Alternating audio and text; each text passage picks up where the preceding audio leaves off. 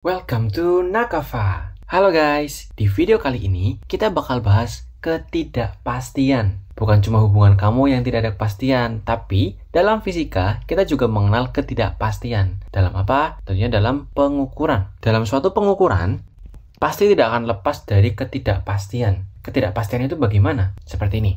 Kamu pernah nggak mengukur satu benda? Contohnya misalkan ada sebuah buku. Kamu ukur pakai penggaris misalkan. Ada suatu penggaris. Di pengukuran yang pertama, kamu mendapatkan hasilnya itu 15 cm. Ternyata, di pengukuran kedua, kamu beda nih, 15,1 cm. Setelah itu kamu coba lagi, ngecek lagi. Dan ternyata kamu malah dapatnya 14,9 cm. Nah, terus yang benar yang mana dong? 15 cm atau 15,1 cm atau 14,9 cm? Inilah ketidakpastian. Dalam suatu pengukuran, itu mungkin ada kesalahan dari kamu sendiri sebagai peneliti ataupun yang mengukur, atau mungkin juga ada kesalahan pada alat ukur yang kamu gunakan. Atau mungkin kayak gini, kamu bersama dengan teman-teman kamu mengukur suatu bola. Kalian bertiga mengukur berapakah diameternya. Misalkan si A itu mendapatkan hasil adalah 20 cm. Kemudian si B dapatnya itu 21 cm. Lalu si C itu 20,5 cm. Kenapa kok hal ini bisa terjadi? Dalam suatu pengukuran, memang ada beberapa hal yang tidak bisa kita kontrol. Contohnya, mungkin pada saat kalian memeriksa bola, ada yang melihatnya dari, misalkan di sini ada suatu bola seperti itu. Kemudian ada yang melihatnya dari arah sini. Ada yang melihatnya dari arah sini. Dan kamu sendiri melihatnya itu dari sini. Ini anggap saja mata ya. Kemudian kamu mengukur pakai penggaris. Maka ketiga orang ini pasti akan melihat dengan yang berbeda. Itulah kenapa dalam pengukuran kita harus memastikan semuanya itu dalam kontrol kalian. Kalaupun memang tidak bisa, maka pada hasil penulisannya kita harus tambahkan dengan plus minus ketidakpastiannya. Dalam ketidakpastian, kita ada dua ketidakpastian yang harus kita pahami. Yang pertama, itu adalah ketidakpastian pada pengukuran tunggal. Yang kedua adalah pada pengukuran berulang. Maksud dari pengukuran tunggal itu adalah pengukuran yang dilakukan hanya satu kali. Contohnya, kamu mengukur suatu benda dengan menggunakan penggaris dan itu dilakukan satu kali. Itu adalah pengukuran tunggal. Hasil penulisannya dituliskan dengan cara X plus minus delta X, di mana X di sini adalah besaran yang kita ukur. Kemudian delta X itu adalah ketidakpastian pada pengukuran. Nilai X di sini adalah nilai yang kita dapatkan. Lalu delta X itu kita dapatkan dari mana? Delta X pada pengukuran tunggal adalah ketidakpastian pada pengukuran. Maka karena kita menggunakannya adalah alat ukur, maka delta X itu adalah setengah dikalikan dengan nilai skala terkecil. Jadi harus kalian perhatikan pada saat mengukur satu benda dengan satu kali, itu kalian harus catat juga hasil pengukurannya dengan rumus X plus minus delta X, di mana delta X itu didapatkan dari setengah dikali dengan nilai skala terkecil. NST adalah nilai skala terkecil. Maksudnya apa nilai skala terkecil? Jadi, kalau kalian mengukur dengan menggunakan penggaris, yang mana nilai penggaris itu skala terkecilnya atau ketelitiannya adalah 0,1 cm. Maka nilai delta X-nya di sini pada penggaris adalah setengah dikali dengan 0,1 cm. Adalah atau hasilnya 0,05 cm. Itu adalah delta X pada penggaris. Lalu gimana kalau misalkan menggunakan jangka sorong? Yang mana jangka sorong itu memiliki tingkat ketelitian adalah 0,01 cm. Maka jika kita mengukur menggunakan jangka sorong, maka kita harus mencantumkan adalah nilai delta X-nya yang dicari dengan menggunakan setengah dikali dengan 0,01 cm atau 0,005 cm. Begitupun dengan alat ukur yang lain. Pada saat kalian mengukur dengan menggunakan pengukuran tunggal, kalian harus mencantumkan besar delta X-nya, yang mana delta X itu adalah setengah kali nilai skala terkecilnya. Lalu bagaimana dengan pengukuran berulang? Sesuai dengan namanya, pengukuran berulang berarti pengukuran yang dilakukan berulang kali, tidak hanya satu kali. Berulang kali dengan alat yang sama dan hasilnya mungkin akan berbeda-beda. Pada saat kamu mau menyampaikan ataupun mempresentasikan hasil pengukuran kamu harus menuliskannya dengan cara yang berbeda dengan pengukuran tunggal.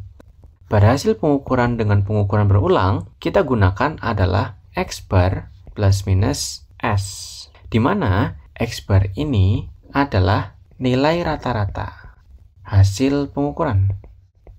Kemudian S adalah ketidakpastiannya. Ketidakpastian dari hasil pengukuran.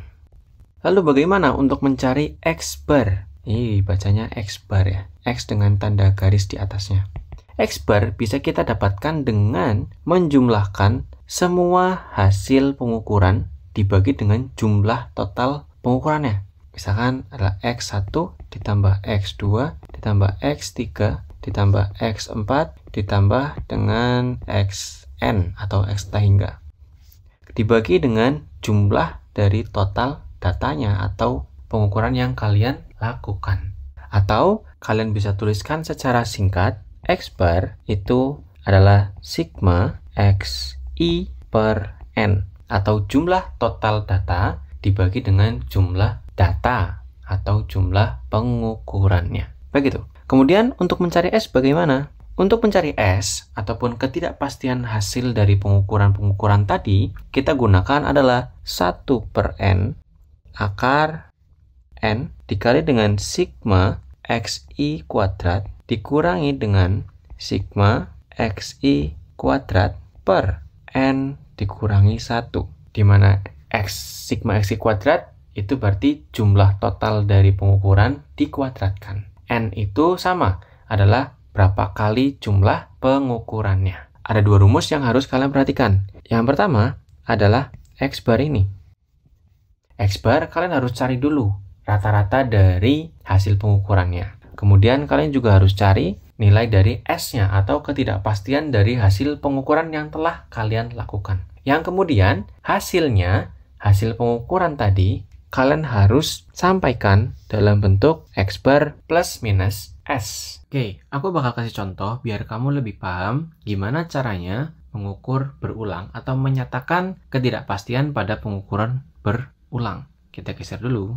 Misalkan pada kamu mengukur suatu benda, misalkan adalah sebuah buku seperti itu, kamu dapatkan hasilnya. Yang pertama, pada pengukuran pertama, didapatkan adalah 15 cm.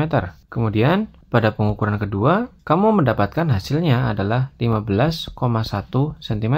Lalu pada pengukuran yang ketiga, ternyata kamu dapatkan adalah 15,2 cm.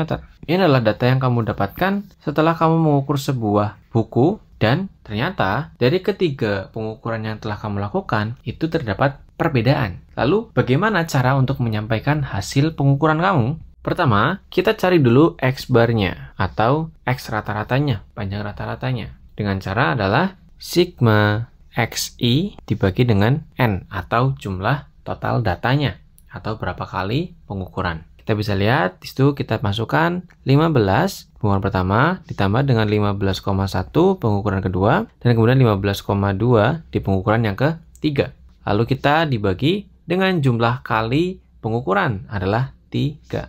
Maka jumlahnya di atas adalah 45,3 dibagi dengan 3. Yang hasilnya X bar yang dapatkan adalah 15,1 cm.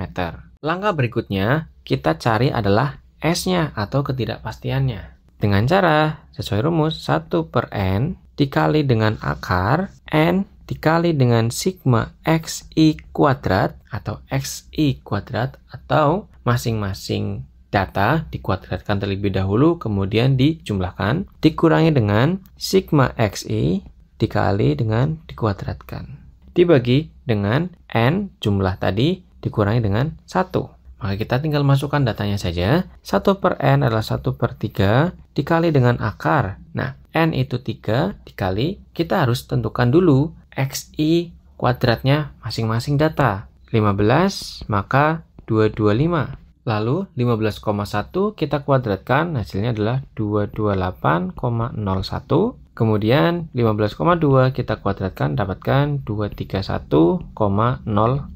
Kemudian kita jumlahkan, hasilnya didapatkan adalah 684,05. Kita masukkan ke dalam rumus. 684,05. Kemudian dikurangi dengan tadi adalah jumlah dari datanya itu adalah 45,3 kita kuadratkan dibagi dengan 3 dikurangi 1. Sepertiga didapatkan hasilnya adalah 2052,15 dikurangi 2052,09 dibagi dengan 2. Yang kemudian kita dapatkan hasilnya adalah 0,17 cm S-nya. Maka, gimana caranya kita mengukur adalah hasil pengukuran? Maka kita dapatkan hasil pengukurannya adalah X barnya berapa? 15,1 cm plus minus S-nya atau ketidakpastiannya. Kita tuliskan 0,17 cm. Begitulah cara untuk menyatakan hasil dari pengukuran yang berulang. Jadi, pembaca ataupun pendengar yang telah kamu berikan hasil pengukurannya bisa mengira-ngira hasil dari pengukuran tersebut antara 15,1 ditambah 0,17 atau 15,1 dikurangi 0,17. Hasil pengukuran yang tepat itu di antara ini. Pada pengukuran sangat penting adalah kejujuran dan penyampaian hasil dari pengukuran itu secara gamblang dan sejelas mungkin kepada pembaca ataupun orang yang kamu beri hasil pengukurannya. Kita geser dulu ke yang tadi. Ketidakpastian itu kita sampaikan hasil pengukurannya itu dengan cara X-nya kita masukkan atau hasil pengukurannya kemudian ditambahkan dengan batas ketidakpastian pada pengukurannya itu dengan nilai skala terkecilnya kemudian dibagi dengan 2. Kemudian pada pengukuran berulang kita sampaikan hasil rata-ratanya ditambah atau dikurangi dengan ketidakpastiannya. Ini semua harus dicantumkan pada saat kamu menyampaikan hasil pengukuran agar tidak ada hal yang kamu tutup-tutupi. Kita harus transparan kepada pembacanya. Seperti pemerintah harusnya transparan juga kepada rakyatnya. Anggaran mana yang sudah digunakan, berapa pengeluarannya, dan berapa pemasukannya. Agar kita tidak seperti pemerintah, kita harus menyampaikan pengukuran ini dengan pasti. Meskipun di dalam kepastian tersebut ada ketidakpastian yang harus kita juga sampaikan. Agar pembaca ataupun penerima dari hasil yang kita berikan itu dapat mengira-ngira ukuran dari suatu benda yang kita ukur itu kurang lebihnya berapa. So, sekian video kali ini. Semoga bermanfaat. See you on the next video. Bye-bye.